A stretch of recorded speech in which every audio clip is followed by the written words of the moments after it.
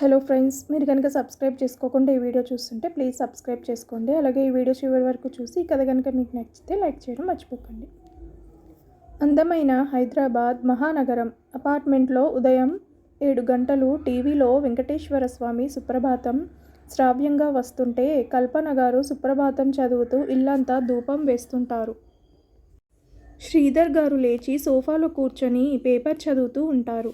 కల్పన గారు ఇల్లంతా ధూపం వేసి దేవునికి హారతి ఇచ్చి శ్రీధర్ గారికి వేడిగా ఫిల్టర్ కాఫీ ఇస్తుంది. థ్యాంక్స్ కల్పన, ఉదయాన్నే నీ కాఫీ తాగకపోతే నాకు ఆ రోజంతా డల్గానే ఉంటుంది. చాలండి, మీకు ఎన్నిసార్లు చెప్పాను నాకు థ్యాంక్స్ చెప్పవద్దని. మీకు ఉదయాన్నే కాఫీ ఇచ్చి మీతో పాటు కూర్చొని కాఫీ తాగుతూ మీతో కొంచెం సేపు కబుర్లు చెప్పటం నాకు చాలా ఇష్టం అంటుంది. మీ ఆయనకేనా కాఫీ, అత్తగారికేమైనా ఇచ్చేదుందా అంటూ కోపంగా వచ్చి శ్రీధర్ గారి పక్కన కూర్చుంటారు జానకమ్మ గారు. అయ్యో అత్తయ్య, మీకోసం రూమ్లోకి వచ్చాను. మీరు వాష్రూమ్లో ఉన్నారు. మీరు వచ్చిన తర్వాత ఇద్దామని ఆగాను. ఇప్పుడే తీసుకువస్తాను అంటూ తన కాఫీ కప్పు టీపాయ్ మీద పెట్టి లేస్తుంటే జానకమ్మ గారు కల్పన చేయి పట్టుకొని ఆపి, నాకు కాఫీ తర్వాత తీసుకురావచ్చు, ముందు నువ్వు కాఫీ తాగు అంటారు జానకమ్మ గారు. అత్తయ్య, మీకు కాఫీ ఇచ్చిన తర్వాత తాగుతాలే, ఏం పర్వాలేదు. కల్పన, నేనేదో జోక్గా అన్నాను అంతే. నా కోడలు బంగారం అని నాకు తెలుసు. నువ్వు ముందు తాగమ్మా అంటారు. కల్పన శ్రీధర్ గారి వైపు చూస్తూ కూర్చుంటుంది. శ్రీధర్ గారు కూడా తాగమని కళ్ళు ఆర్పుతారు. ముగ్గురు కబుర్లు చెప్పుకుంటూ కల్పన వెళ్ళి కాఫీ తీసుకువచ్చి జానకమ్మ గారికిచ్చి, అత్తయ్య నేను వెళ్ళి టిఫిన్ రెడీ చేస్తాను అంటుంది. కల్పన, నీ కూతురు లేవలేదా ఇంకా అంటారు. ఇంకా లేదత్తయ్య, నేను వెళ్ళి లేపుతానని వెళ్తుంటే, ఆడపిల్ల ఈ టైం వరకు పడుకోవచ్చా? రేపు అత్తగారింటికి వెళ్ళి ఇలాగే పడుకుంటే దానిని ఏమనరు కల్పన, నిన్ను అంటారు. అమ్మ ఏం పద్ధతులు నేర్పి పంపించింది ఈ అమ్మాయికి అని అంటారు. నేనేమీ చేయనత్తయ్య, మీ మనవరాలికి గారాబం అంతా మీ అబ్బాయి నేర్పుతున్నాడు. ఏంటి శ్రీధర్, కూతురి మీద ప్రేమ ఉండవచ్చు, కానీ ఆడపిల్లకు కొన్ని పద్ధతులు నేర్పిస్తూ ఉండాలి. అమ్మ, నా కూతురు బాగానే ఉంటుంది. అది ఏమీ చిన్నపిల్ల కాదు. అది ఇప్పుడు డాక్టర్గా చేస్తుంది. నా కూతురు వైశాలి తన లిమిట్స్ ఎప్పుడూ దాటదమ్మా, ఆ నమ్మకం ఉంది. నువ్వెటువంటి టెన్షన్ పెట్టుకోకు అంటూ ఇన్ని నీతులు చెప్తున్నావు. ఇంతకు నీ ముద్దుల మనవడు లేచాడా అంటారు. వాడిప్పటి వరకు పడుకోడు, ఎప్పుడో లేచి ఎక్సర్సైజ్ కూడా చేస్తున్నాడు అంటుంది బామ్మగారు కొంచెం తడబడుతూ. శ్రీధర్ గారికి జానకమ్మ గారి బిహేవియర్ ఎందుకో అనుమానంగా ఉండి వెళ్ళి జశ్వంత్ రూమ్ డోర్ నాక్ చేస్తాడు. జశ్వంత్ నిద్ర కళ్ళతో ఇంకా పొద్దున్నే ఎవరు అనుకుంటూ డోర్ ఓపెన్ చేస్తాడు. ఎదురుగా శ్రీధర్ గారిని చూడగానే నిద్రమత్తు ఎగిరిపోయి, గుడ్ మార్నింగ్ నాన్న. శ్రీధర్ గారు నిట్టూరుస్తూ, చూడమ్మా, నీ మనవడు ఎప్పుడు వాడికి సపోర్ట్ చేసి వాడిని చెడగొడుతున్నావు అంటూ అక్కడి నుండి వెళ్తారు. జశ్వంత్ నెత్తి మీద ఒకటి పీకి, వెధవా, నా పరువు అంతా తీసావు కదరా. అబ్బా అని జశ్వంత్ తల రుద్దుకుంటూ, ఏంటి బామ్మ ఇంత గట్టిగా కొట్టావు? పోరా, నేను ఇప్పటి నుండి నీకు అసలు సపోర్ట్ చేయనని అక్కడి నుండి కిచెన్లోకి వెళ్ళి, కల్పన నీ కూతురు లేచిందా?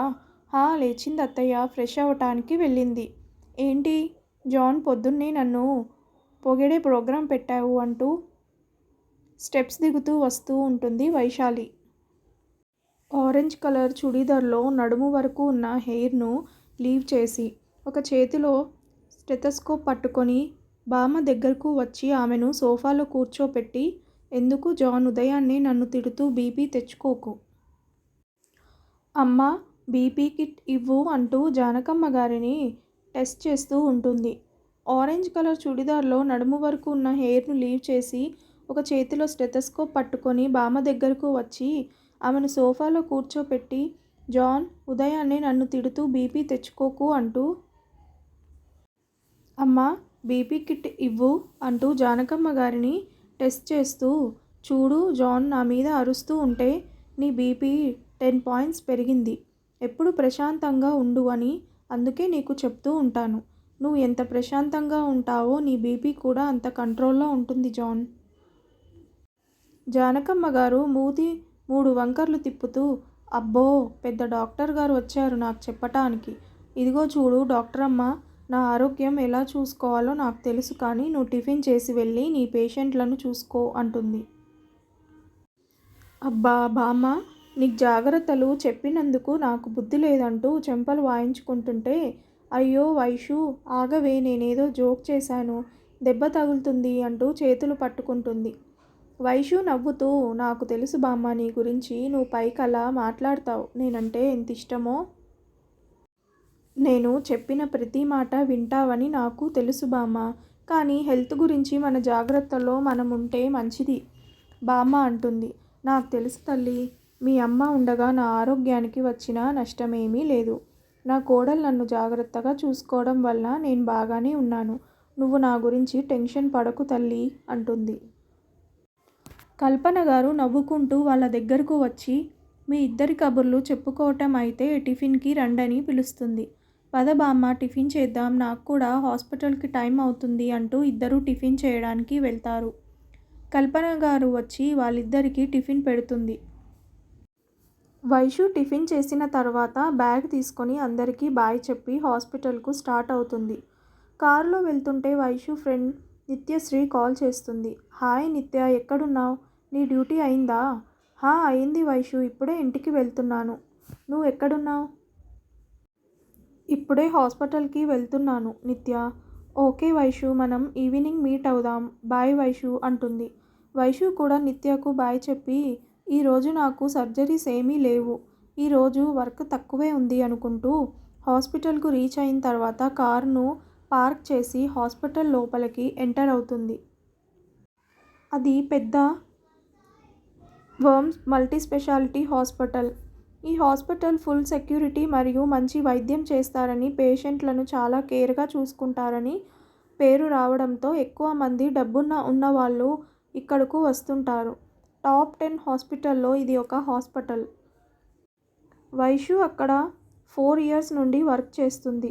అందువల్ల ఆమెకు హాస్పిటల్లో అందరితో పరిచయం ఉంటుంది. గుడ్ మార్నింగ్ డాక్టర్ వైశాలి అంటూ వైషు పక్క నుండి ఒక నర్స్ నవ్వుతూ చెప్తుంది. గుడ్ మార్నింగ్ గీత గారు అంటూ నవ్వుతూ విష్ చేస్తుంది ఆమెను. ఆమెకు 40 years ఉంటాయి. అక్కడ హెడ్ నర్స్గా వర్క్ చేస్తుంటుంది. వైషు కన్నా ఆమె వయసులో పెద్దది అవటం వలన వైషు ఆమెకు రెస్పెక్ట్ ఇచ్చి మాట్లాడుతుంది. వీళ్ళిద్దరూ మాట్లాడుకుంటూ ఉండగా అంబులెన్స్ ఒకటి స్పీడ్గా వచ్చి హాస్పిటల్ ముందు ఆగుతుంది. దాని వెనుక 4 BMW కార్లు స్పీడ్గా వచ్చి ఆగుతాయి. దానిలో నుండి సఫారీ సూట్ వేసుకొని వాళ్ళు హడావిడిగా దిగి అంబులెన్స్ దగ్గరికి వస్తారు. అంబులెన్స్లో ఉన్న వ్యక్తిని ఫాస్ట్గా VIP వార్డ్ వైపు తీసుకెళ్తారు. సఫారీ సూట్ వేసుకున్న వాళ్ళ హడావిడి చేస్తూ అక్కడ ఉన్న జనాన్ని పక్కకు జరగండి అంటూ వాళ్ళ మీద అరుస్తూ ఆయనను తీసుకెళ్తుంటారు. అక్కడ ఉన్న జనం ఏమైందని భయంతో వాళ్ళ వైపు చూస్తూ ఉంటారు. ఈ హడావిడి అంతా చూస్తుంటే ఆ పేషెంట్ బాగా డబ్బున్న వ్యక్తి అని, VIP అని వైషుకి అర్థమవుతుంది. డాక్టర్ వైశాలి, పదండి మనం కూడా వెళ్దాం అంటూ నర్సు గీత హడావిడిగా VIP వార్డ్ వైపు వెళ్తుంది. వైషు కూడా హడావిడిగా గీతతో పాటు వెళ్తుంది. వైషు వాళ్ళు అక్కడికి వెళ్ళేసరికి సఫారీ సూట్ వేసుకున్న వ్యక్తి హాస్పిటల్ స్టాఫ్పై అరుస్తుంటాడు. VIP ఫ్లోర్ అంతా కొంతమంది సూట్ వేసుకున్న వాళ్ళు కాపలాగా ఉన్నారు. నర్స్ గీతను చూసి ఒక నర్సు పరిగెత్తుకుంటూ వచ్చి అక్కడున్న సిచ్యుయేషన్ చెప్తూ ఉంటుంది. ఒక వ్యక్తి అక్కడున్న స్టాఫ్ను డాక్టర్ వినోద్ గురించి అడుగుతూ ఉంటారు. డాక్టర్ వినోద్ వేరే స్టేట్స్ వెళ్లారని చెప్తారు. పేషెంట్కు ట్రీట్మెంట్ చేస్తున్న డాక్టర్లను కూడా త్వరగా చేయండి అని అరుస్తూ ఉంటారు. వైషు రూమ్లోకి వెళ్ళేసరికి 4 డాక్టర్లు పేషెంట్ బ్లేడ్ను క్లీన్ చేస్తుంటారు. వైషు పేషెంట్ను చెక్ చేస్తూ, ఇన్ని దెబ్బలు ఎలా తగిలాయి అంటుంది. అక్కడున్న జూనియర్ డాక్టర్, యాక్సిడెంట్ అయిందంట మేడం అంటాడు. పేషెంట్ను చెక్ చేసి ఈయనకు ఆపరేషన్ చేయాలని వెంటనే ఇతన్ని ఓటీకి తీసుకెళ్లమని వార్డ్ బాయ్స్కు గట్టిగా చెప్తుంది. సఫారీ వేసుకున్న వాళ్ళు వైషు వైపు విచిత్రంగా చూస్తుంటారు. వైషు పేషెంట్ను చెక్ చేసి ఈయనకు ఆపరేషన్ చేయాలని వెంటనే ఇతనిని ఓటీకి తీసుకెళ్లమని వార్డ్ బాయ్స్కు గట్టిగా చెప్తుంది. సఫారీ వేసుకున్న వాళ్ళు వైషు వైపు విచిత్రంగా చూస్తుంటారు.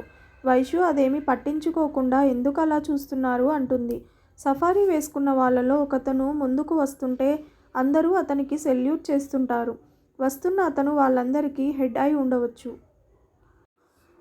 ఆ హెడ్ వైషు దగ్గరికి వచ్చి కోపంగా మీరు ఆపరేషన్ చేయవద్దని చెప్పి వెళ్తుంటే, ఈ సెక్యూరిటీ హెడ్ ఇంత యాటిట్యూడ్గా ఉంటే ఇంకా ఆ బాస్ ఎలా ఉంటాడో అనుకుంటూ, నేనెందుకు ఆపరేషన్ చేయకూడదు, పేషెంట్ కండిషన్ సీరియస్గా ఉందని చెప్తుంటే, వైషు చెప్పే మాటలు వినకుండా వెళుతూ అతనికి అడ్డు వచ్చిన వార్డ్ బాయ్ను ఫోర్స్గా పక్కకు నెడతాడు. ఆ వార్డ్ బాయ్ వెళ్ళి గోడకు కొట్టుకొని కింద పడతాడు. అక్కడే ఉన్న నర్సు గీత ఫాస్ట్గా వెళ్ళి వార్డ్ బాయ్ లేవటానికి హెల్ప్ చేస్తుంది. వైషుకి అతనిని చూస్తుంటే అక్కడే నిలబెట్టి ఆ చెంప ఈ చెంప వాయించాలన్నంత కోపంగా ఉంది. తన చేతి పిడికిలి గట్టిగా బిగుస్తుంది. కానీ తన కోపాన్ని కంట్రోల్ చేసుకుంటూ ఉంటుంది. ప్లీజ్ సార్, ఇది హాస్పిటల్, మీరు కొంచెం సైలెంట్గా ఉండండి అని అక్కడ ఉన్న డాక్టర్లో ఒక డాక్టర్ అంటారు. సెక్యూరిటీ హెడ్ అతని వైపు కోపంగా చూస్తూ బయట సెక్యూరిటీ వాళ్ళను చూస్తాడు. కొంతమంది సెక్యూరిటీ వాళ్ళు లోపలికి వచ్చి పేషెంటు బెడ్ చుట్టూ నిలబడి సెక్యూరిటీ హెడ్ వైషు వైపు చూసి, మేడం మీరు వెనక్కి వెళ్ళండి అని అంటాడు. మళ్ళీ ఆ సెక్యూరిటీ హెడ్ అక్కడ ఉన్న డాక్టర్ల వైపు చూసి, డాక్టర్ వినోద్కి కాల్ చేయమని నేను ఎప్పటినుంచో చెప్తున్నాను. ఆయన మాత్రమే మా సార్కి ట్రీట్మెంట్ చేయగలరు అని కోపంగా అంటాడు. సార్, డాక్టర్ వినోద్ గారు ఇక్కడ లేరు. ఆయన సెమినార్ అటెండ్ అవ్వడానికి లండన్ వెళ్ళారు. ఇప్పటికిప్పుడు ఆయన రావడానికి కుదరదు అని ఒక డాక్టర్ చెప్తుంటే, నర్స్ గీత పేషెంట్ ఆపరేషన్కు కావాల్సినవి అరేంజ్ చేస్తూ ఉంటుంది. సెక్యూరిటీ హెడ్ ఫోన్లో మాట్లాడుతూ, సార్ ఇక్కడ జరిగిందంతా విన్నారు కదా, ఇప్పుడు ఏం చేయమంటారు అని ఫోన్లోన ఉన్న అవతలి వైపు వ్యక్తిని అడుగుతాడు. అవతలి వైపు ఉన్న వ్యక్తి చెప్పేది వింటూ బెడ్ మీద ఉన్న పేషెంట్ వైపు చూస్తూ ఉంటాడు. పేషెంట్ సిచ్యుయేషన్ చూస్తే చాలా క్రిటికల్ పొజిషన్లో ఉన్నారు. ఈ సెక్యూరిటీ వాళ్ళు ఏమీ చెప్పటం లేదని వైషుకి విసుగు వచ్చి పేషెంట్ దగ్గరకు వెళ్తూ అడ్డుగా ఉన్న సెక్యూరిటీని పక్కకు తోసి పేషెంట్ పల్స్ను చెక్ చేస్తూ అతని వైపు చూస్తూ, పాపం పెద్దాయనలాగా ఉన్నారు. ఈ యాక్సిడెంట్లో బాగా దెబ్బలు తగిలినట్టు ఉన్నాయి. ఆయన రైట్ లెగ్ బాగా దెబ్బతింది. ఆ కాలు వైపు చూసి చెక్ చేస్తూ, వెంటనే ఆపరేషన్ చేయకపోతే ఈ కాలును తీసివేయాల్సి వస్తుంది అని అనుకుంటూ, ఈ పెద్దాయన సిచ్యుయేషన్ చాలా క్రిటికల్గా, వెంటనే ఆపరేషన్ చేయకపోతే చాలా ప్రమాదం, పేషెంట్ బతికే ఛాన్సెస్ చాలా తక్కువగా ఉంటుందని అనుకుంటూ, ఈ సెక్యూరిటీ వాళ్ళు మాత్రం పేషెంట్కు ఆపరేషన్ చేయకుండా అడ్డుపడుతున్నారు. ఇప్పుడు ఏం చేయాలి అనుకుంటూ సెక్యూరిటీ చీఫ్ వైపు చూస్తుంది. వైషు నేరుగా ఆ సెక్యూరిటీ చీఫ్ దగ్గరకు వెళ్ళి, పెద్దాయనకు ఆపరేషన్ వెంటనే జరగాలి, లేకపోతే ఆయనకు ప్రాణాలకు ప్రమాదం అంటూ చీఫ్ వైపు చూస్తుంది.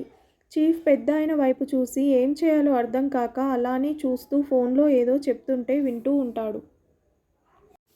వైషుకి చిరాకు వచ్చి, పేషెంట్ ఇంత క్రిటికల్ కండిషన్లో ఉంటే ఈ సెక్యూరిటీ వాళ్ళు ఏమీ ఆలోచిస్తున్నారు అనుకుంటూ వైషు అతని దగ్గరకు వెళ్ళి అతని చేతిలో ఉన్న ఫోన్ తీసుకొని, సార్, పేషెంట్ పరిస్థితి చాలా క్రిటికల్గా ఉంది, ఆయన క్షేమంగా ఉండాలని దేవుని ప్రార్థించండి అని చెప్పి కాల్ కట్ చేస్తుంది.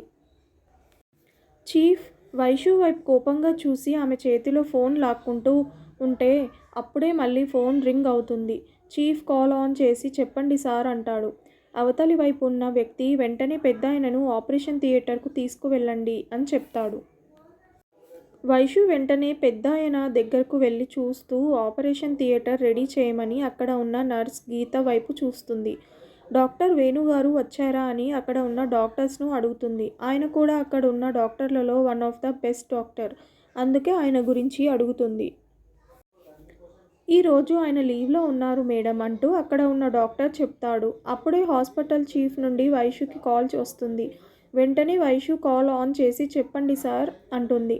వైశాలి, ఆ పెద్దాయన మనకు చాలా ఇంపార్టెంట్, ఇక్కడ డాక్టర్ వినోద్ గారు, డాక్టర్ వేణుగారు లేరు కాబట్టి నువ్వే ఈ ఆపరేషన్ చేయాలని చెప్పి, జాగ్రత్త వైశాలి అని చెప్పి కాల్ కట్ చేస్తాడు.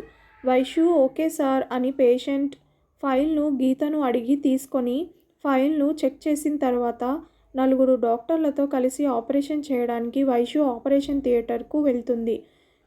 3 అవర్స్ తర్వాత వైషు ఆపరేషన్ థియేటర్ నుండి బయటికి వచ్చి అక్కడే వెయిట్ చేస్తూ ఉన్న సెక్యూరిటీ చీఫ్తో ఆపరేషన్ సక్సెస్ అయిందని, యాక్సిడెంట్ కారణంగా షాక్తో మరియు ఆపరేషన్ చేయడం వలన పెద్దాయన ఎప్పుడు స్పృహలోకి వస్తారో చెప్పలేము, అప్పటి వరకు ఆయనను అబ్జర్వేషన్లో ఉంచాలి. అందుకే ఆయనను ఐసీయూకు షిఫ్ట్ చేస్తున్నాము.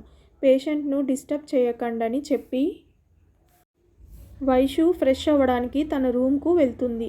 వైషు తన రూమ్కు వెళ్ళి ఫ్రెష్ అయి వచ్చిన తర్వాత లంచ్ చేయడానికి క్యాంటీన్కు వెళ్తుంటే మధ్యలో వైషు ఫ్రెండ్ వరుణ్ కనిపించి హాయ్ వైషు అంటాడు.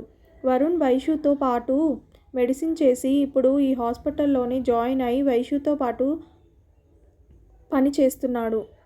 హాయ్ వరుణ్ అంటుంది. వైషు క్యాంటీన్కి వెళ్తున్నావా అంటాడు. అవును, లంచ్ చేయడానికి వెళ్తున్నాను. నువ్వు కూడా వస్తావా వరుణ్ అంటుంది. నేను కూడా క్యాంటీన్కి వెళ్తున్నాను అంటూ ఇద్దరు మాట్లాడుకుంటూ వెళ్తుంటే మరి కొంతమంది కొలీగ్స్ కలుస్తారు. అందరూ కలిసి క్యాంటీన్కు వెళ్తారు. అక్కడ కొంతమంది డాక్టర్లు లంచ్ చేస్తూ ఇందాక జరిగిన గొడవ గురించి చెప్పుకుంటూ ఉంటారు. వైషు వాళ్ళ మాటలు వింటూ కౌంటర్ దగ్గరకు వెళ్ళి ఫుడ్ ఆర్డర్ చేస్తుంటే పక్కనే వాల్కు టీవీలో నుండి ప్రముఖ వ్యాపారవేత్త మహేంద్ర వర్మ గారికి కార్ యాక్సిడెంట్ జరిగింది. సీసీ ఫుటేజ్ని పరిశీలిస్తే ఆయన కారు ఒక లారీకి గుద్దుకున్నట్టు తెలుస్తుంది. ఆయన కార్ డ్రైవర్ మహేంద్ర వర్మ గారిని కాపాడుతూ ఆయన అక్కడికక్కడే మరణించాడు. దీనిపై పోలీసులు దర్యాప్తు జరుపుతున్నారు. మహేంద్ర వర్మ గారి హెల్త్ పరిస్థితిని ఎప్పటికప్పుడు అందచేస్తాం అని యాంకర్ చెప్తుంది. వైషు ఆ న్యూస్ను వింటూ టీవీ వైపు అలానే చూస్తూ ఉంటుంది. వరుణ్ వైషు భుజం మీద చేయి వేసి ఆర్డర్ ఇచ్చిన ఫుడ్ను చూపిస్తాడు. ఏమైంది వైషు అలా ఉన్నావు అంటాడు. ఏమీ లేదు అంటూ చిన్నగా నవ్వుతూ ఫుడ్ ఉన్న ప్లేట్ తీసుకొని తన కొలీగ్స్ దగ్గరకు వెళ్ళి కూర్చుంటుంది. ఇంకో కొలీగ్ రవి స్పీడ్గా వచ్చి మహేంద్ర వర్మ గారు మన హాస్పిటల్లో జాయిన్ అయ్యారంట అంటాడు. మహేంద్ర వర్మ ఎవరు అంటూ ఇంకో కొలీగ్ కన్ఫ్యూజ్గా అడుగుతుంది. ఇంకో కొలీగ్ రవి స్పీడ్గా వచ్చి మహేంద్ర వర్మ గారు మన హాస్పిటల్లో జాయిన్ అయ్యారు అంట కదా అంటాడు. మహేంద్ర వర్మ గారు గురించి తెలియదా? వాళ్ళు ఇండియాలోనే పేరు మోసిన ధనవంతులు. వాళ్లకు ఫారిన్ కంట్రీస్లో కూడా బిజినెస్లున్నాయి అంటూ చెప్తుంటే పక్కన ఉన్న వాళ్ళు కూడా ఇంట్రెస్ట్గా వింటూ ఉంటారు. అవునా, మరి ఈ యాక్సిడెంట్ ఎలా జరిగింది అంటూ మాయ చాలా ఇంట్రెస్ట్గా చూస్తూ అడుగుతుంది. బిజినెస్లు పెరిగే కొద్దీ శత్రువులు కూడా పెరుగుతూ ఉంటారు. శత్రువులో ఎవరైనా ఈ యాక్సిడెంట్ చేయించి ఉండవచ్చు అంటాడు. ఇందాక విఐపి వార్డులో కూడా వాళ్ళ సెక్యూరిటీ వాళ్ళు చాలా హంగామా చేశారు అంటూ వైషు వైపు చూస్తూ చెప్తుంది ఇంకో కొలీగ్. వాళ్ళు చెప్పుకుంటున్న కబుర్లు వింటూ తనకేమీ తెలియనట్టే కామ్గా లంచ్ చేస్తూ ఉంటే ఎందుకో సడన్గా తనకు భయం వేస్తుంది. ఈ హాస్పిటల్ ఆ పెద్దయినదా అని ఆలోచిస్తూ నన్ను ఏమైనా అంటారా అనుకుంటూ నేను సెక్యూరిటీ వాళ్ళ ఆర్డర్స్ వినకుండా ఆయన ప్రమాదంలో ఉన్నారని ఆయనకు ట్రీట్మెంట్ చేశాను. అంతే కదా, నేనేమీ తప్పు చేయలేదు కదా. ఒకవేళ నన్ను ఏమైనా పనిష్ చేయాలంటే నన్ను జాబ్లో నుండి తీసివేస్తారేమోనని అనుకుంటూ అయినా నా డ్యూటీలో భాగంగా నేను చేయవలసింది చేశాను. ఏం జరుగుతుందో అంతా ఆ పైవాడి దయ అనుకుంటూ మళ్ళీ వాళ్ళు చెప్పుకునే మాటలు వింటూ ఉంది. రవి ఇంకా మహేంద్ర వర్మ ఫ్యామిలీ గురించి చెప్తుంటే రవి ఫోన్ రింగ్ అవుతుంది. రవి కాల్ అటెండ్ చేసి మాట్లాడిన తర్వాత నాకు ఆపరేషన్ ఉంది, బాయ్ ఫ్రెండ్స్ అని చెప్పి రవి వెళ్తాడు. అందరూ కొలీగ్స్ కూడా మాకు కూడా టైం అయిందని అందరూ బాయ్ చెప్పుకొని వెళ్తారు. వైషు వరుణ్ ఇద్దరే ఉంటారు. వాళ్ళు కూడా కామ్గా లంచ్ కంప్లీట్ చేసి వరుణ్ వెళ్తూ వైషు నాకు 1 అవర్లో సర్జరీ ఉంది, నేను దానికి ప్రిపేర్ అవ్వాలి, బాయ్ వైషు అంటూ వరుణ్ ఆపరేషన్ థియేటర్ వైపు వెళ్తాడు. వైషు కూడా పేషెంట్లను చూడటానికి ఎమర్జెన్సీ వార్డుకు వెళ్ళిపోతుంది. పేషెంట్లను చెక్ చేస్తూ చివరి పేషెంట్ను చెక్ చేస్తున్నప్పుడు మేడం అంటూ ఒక నర్స్ ఫైల్ పట్టుకు వచ్చి మేడం మీరు ఆపరేషన్ చేసిన పేషెంట్ రిపోర్ట్స్ అంటూ ఫైల్ ఇస్తుంది.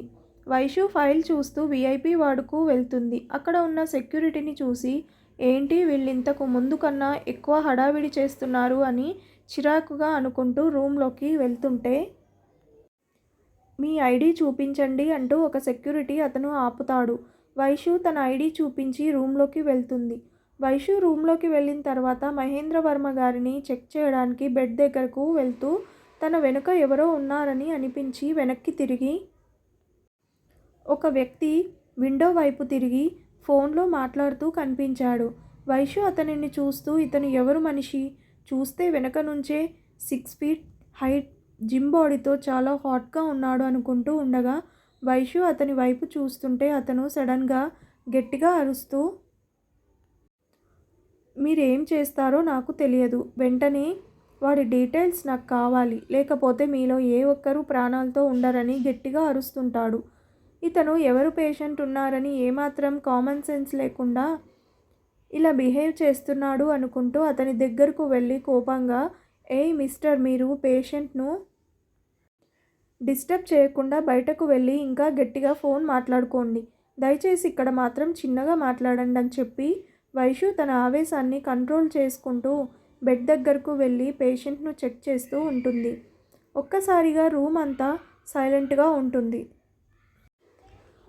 అమ్మయ్య, ఇప్పుడు ప్రశాంతంగా ఉందని అనుకొని వైషు చెక్ చేస్తుంటే సడన్గా వైషు చేతిని పట్టుకొని లాగి గోడకు ఆనించి తన హ్యాండ్స్ను రెండు వైపులా పెట్టి వైషును లాక్ చేస్తాడు.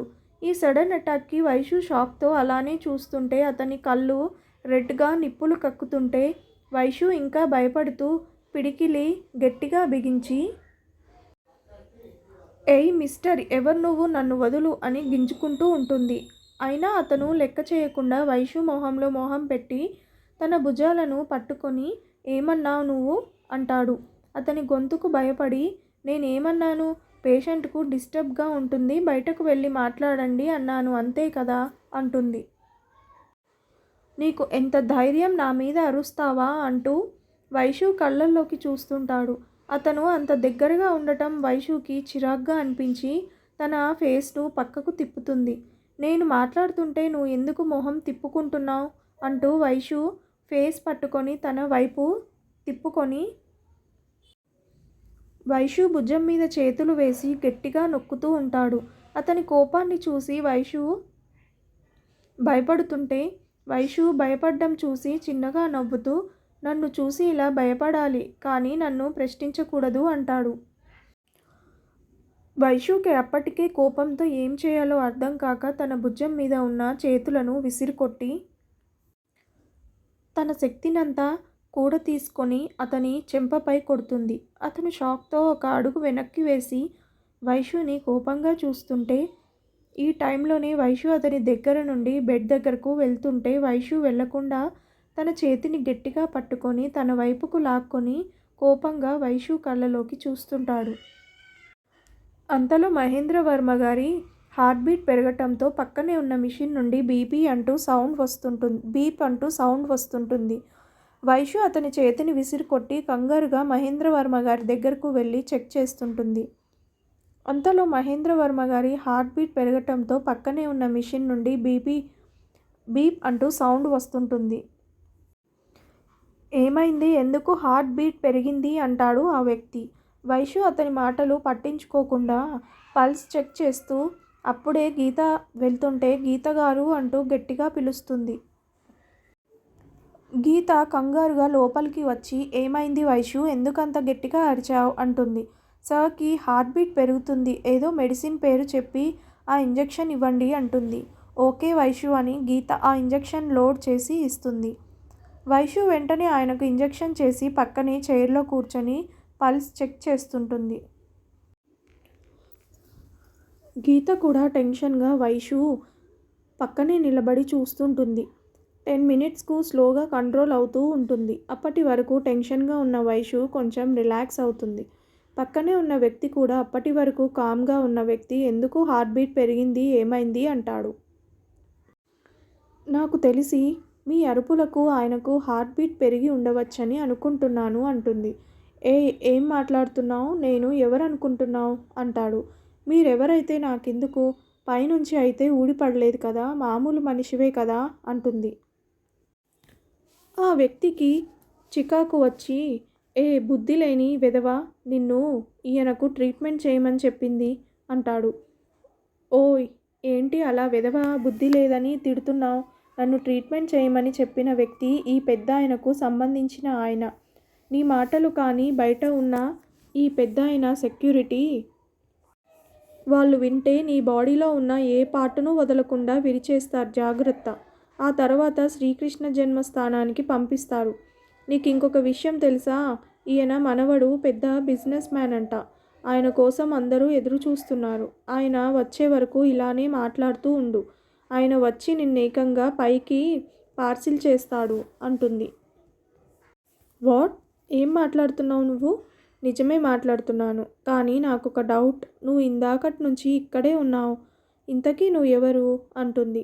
నేనా అని ఆ వ్యక్తి చెప్తుంటే సెక్యూరిటీ హెడ్ లోపలికి వచ్చి, నమస్తే వశిష్ఠ సార్, ఇప్పుడు తాతయ్య గారికి ఎలా ఉంది? అంటాడు. వశిష్ఠ చిన్నగా తల ఊపి, ఇప్పుడు బాగానే ఉంది నాయుడు గారు. అసలు ఈ యాక్సిడెంట్ ఎలా జరిగిందో ఎంక్వైరీ చేయమన్నాను, చేశారా? అంటాడు. అన్ని సీసీ ఫుటేజ్లను చెక్ చేస్తున్నారు సార్. ఇది ఎలా జరిగిందో త్వరలోనే కనుక్కుంటాం సార్ అంటాడు. ఓకే, మీరు ఆ పనిలో ఉండండి. ఓకే సార్, మేము అన్ని విషయాలు తెలుసుకొని మీకు కాల్ చేస్తానని చెప్పి ఆయన వెళ్తాడు. పక్కనే ఉన్న వైషుకి ఇవన్నీ వింటూ షాక్తో అలానే చూస్తూ, ఓరి నాయనో, ఈ సచ్చినోడు ఆ పెద్దాయన మనవడా! ఇప్పుడు నా పరిస్థితి ఏంటి? నోటికి వచ్చినట్టు ఏదో ఒకటి వాగాను. ఇప్పుడు ఏమవుతుంది అనుకుంటూ, తొక్కలే, ఈయన గారు ఏం చేస్తారు? మహా అయితే నన్ను జాబ్లో నుండి తీసివేస్తాడు, అంతే కదా. ఈ మహానగరంలో ఇదొక్కటే హాస్పిటల్ కాదు కదా, చాలానే ఉన్నాయి. నా ఎక్స్పీరియన్స్ చూసి ఏ హాస్పిటల్లో అయినా జాబ్ వస్తుందిలే అనుకుంటుంది. వశిష్ఠ హాల్లో, మిస్, మీ పేరు అంటూ ఐడి కార్డ్ మీద పేరు చూసి, వైశాలియా? మిస్ వైశాలి. ఇప్పటి వరకు లొడా లొడా వాగి ఇప్పుడు ఏంటి బెల్లం కొట్టిన రాయిలా అలా బొమ్మలా నిలబడ్డారు? అంటాడు. నేనేమీ బొమ్మలా నిలబడలేదు. మీరు మాట్లాడుకుంటుంటే వింటున్నానంతే. నా కోసం బీపీలో పేషెంట్స్ వెయిట్ చేస్తున్నారు. నేను వెళ్తున్నాను అంటూ వైషు అక్కడి నుండి ఫాస్ట్గా వెళ్తూ ఎదురుగా గీత వస్తుంటే, గీత గారు, ఆ పెద్దాయనను చూస్తూ ఉండండి, ఏమైనా అవసరం అయితే పిలవండి అంటుంది. ఆయనను చూసుకోవడానికి జూనియర్ డాక్టర్స్ ఉన్నారు కదా వైషు అంటుంది. ఉన్నారు, కానీ మీరు కొంచెం చూస్తుండండి.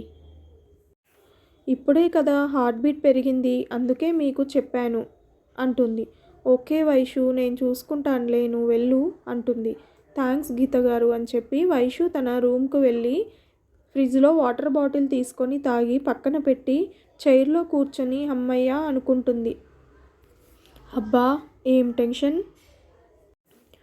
వైషు వెళ్ళిన తర్వాత వశిష్ఠ మహేంద్రవర్మ గారి పక్కన చైర్లో కూర్చొని తన నోసలు రుద్దుకుంటూ, ఏమి డాక్టర్ బాబోయ్, నాన్ స్టాప్గా వాగుతూనే ఉంది.